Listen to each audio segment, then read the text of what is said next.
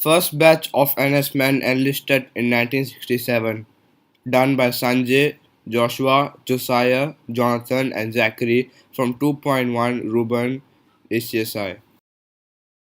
The National Service Ordinance was led by Mr. Goh Keng Swee in 1967. It was passed in 1967 due to many reasons that needed for security, national identity, and social cohesion, which can be achieved with mandatory NS for the youth.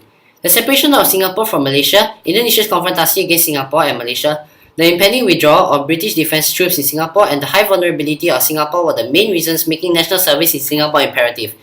Reason number one is the separation of Singapore from Malaysia prompted Singapore to expand its own defence policy and armed forces, and to establish a separate national identity, leading to the National Service Ordinance in 1967. The impending withdrawal of British troops from Singapore meant that Singapore needed additional support to replace the troops in order to maintain internal and external security, together with Singapore's high vulnerability due to its highly accessible location. This also leads to the National Service Ordinance in 1967. NS was only made compulsory for young males of Singapore, which led to much opposition from the males. Interestingly, 3 young females volunteered to do NS with sheer determination to do service for their country in 1967. Next, the consequences of national service.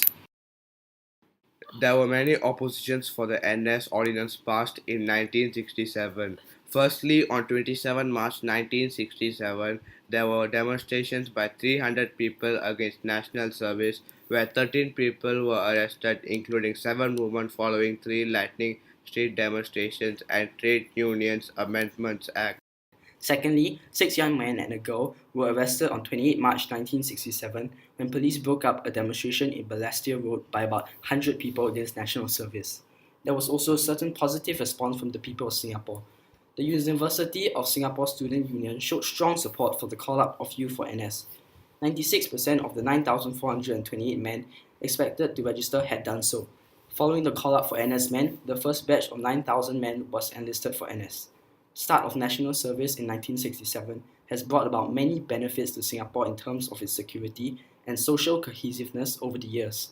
As the strong youth of the nation and the future leaders of Singapore, the Singaporean males have the duty to give back to their nation by training hard in strenuous conditions to protect their country from any harm from neighbouring countries.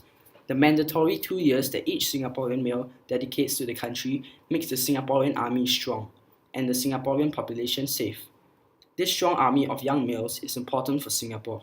Singapore, being small and vulnerable as it is, in the heart of the Malay archipelago, and is easily accessible, foreign countries can easily attack it. Hence, these Singaporean males who form the main army will be to defend Singapore from a civilian attack. Hence, the security of Singapore is ensured with the start of national service in 1967. Secondly, with national service, social cohesiveness amongst the future leaders of Singapore increases.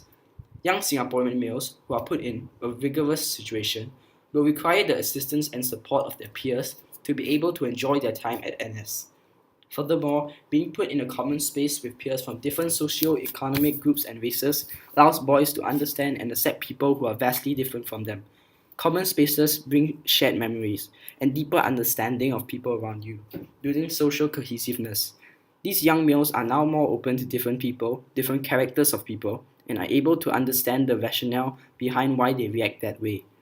This way, the future leaders of Singapore are built into a broader thinking scope and are able to cater to all walks of life, building a stronger Singapore. Now we are going to say how the event shed light on enduring and emerging issues in history or contemporary life. Since its start in 1967, NS has evolved into a national institution that is well accepted and a part of our way of life.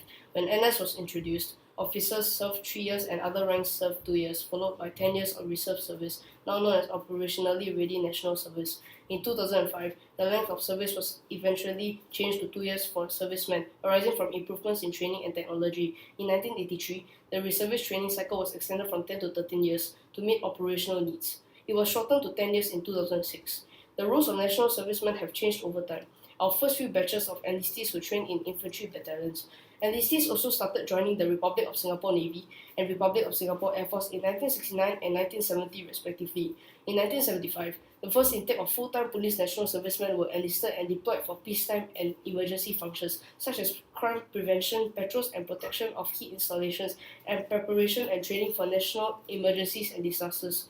The SCDF enlisted its first intake of NSFs in 1981 to provide emergency services to the nation during peacetime and crisis.